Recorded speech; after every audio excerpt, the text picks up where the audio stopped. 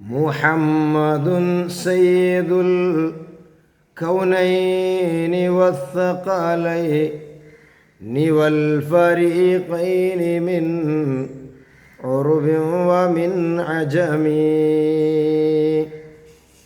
ഹബീബായ റസൂലുള്ളാഹി സ്വല്ലല്ലാഹു അലൈഹി വസല്ലമ തങ്ങ ആര്?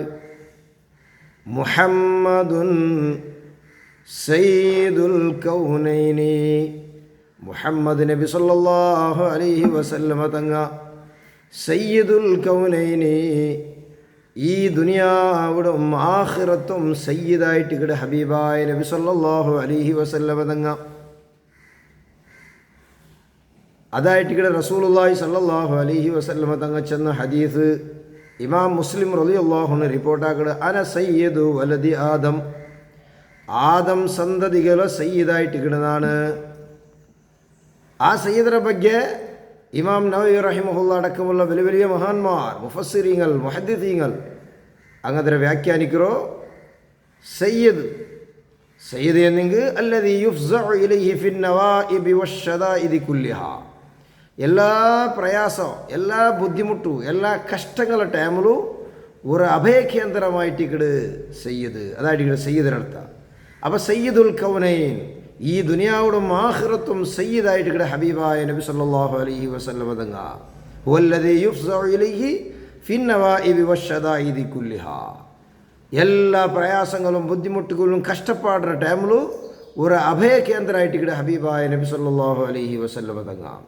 ആ അഭയ തേടിയിട്ട് പോയ ആൾമാർക്ക് ആ റസൂലുള്ളാഹി സല്ലല്ലാഹു അലൈഹി വസല്ലമ തങ്ങ വയതഹമ്മലു അൻഹും മകാരിഹഹും, അങ്ങനെ എല്ലാ പ്രയാസത്തെ നബി തങ്ങ ഏറ്റെടുത്തിട്ട് അതിക്ക് പരിഹാരം കൊടുക്കുന്ന ഒരു നേതാവായിട്ട് ഇക്കട്, അതായിട്ട് ഇക്കട് സയ്യിദരർത്ഥ എന്നിട്ട് ബഹുമാനപ്പെട്ട ഇമാം നവവി റളിയല്ലാഹു അൻഹു വലിയ മഹാന്മാരോ മുഫസ്സിരീങ്ങളോ മുഹദ്ദിഥീങ്ങളോ അങ്ങനെ അഭിപ്രായത്തെ എടുത്തിട്ട് ഷറഹ് മുസ്ലിമിൽ വിശദീകരിക്കുന്നത്.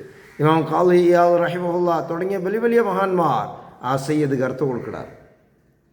അതായിട്ട് ഇക്കട് മുഹമ്മദുൻ സയ്യിദുൽ കൗനൈനി വസ്സഖലൈനി വൽ ഫരീഖൈനി മിൻ അറബിൻ വമിൻ അജമി, ഈ ദുനിയാവിലും സയ്യിദ് ആഖിറത്തിലും സയ്യിദായിട്ട് ഇക്കട് ഹബീബായ നബി സല്ലല്ലാഹു അലൈഹി വസല്ലം തങ്ങ.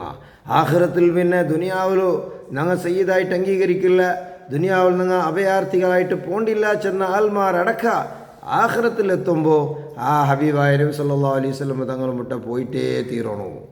എല്ലാ ആദം നബി അലൈഹി സ്വലാത്തു വസ്സലാമിൻ്റെ എല്ലാ സന്തതികളും ഖിയാമത്ത് നാൾ തോറുള്ള എല്ലാ സന്തതികളും ഹബീബായ നബി സല്ലല്ലാഹു അലൈഹി വസല്ലം തങ്ങളെ മുട്ട ഓടുന്നതും നബി തങ്ങളുടെ ഷഫാത്ത് കേൾക്കുന്നതും നബി തങ്ങൾ ഷഫാത്ത് കൊടുക്കുന്നതും സ്വഹിയായ ഹദീസിൽ ഞങ്ങളെല്ലാവരും കേട്ട വിഷയമായിട്ട് ഇങ്ങോട്ട്, അതുകൊണ്ട് അതിൽ വിശദീകരിക്കണമെന്നില്ല.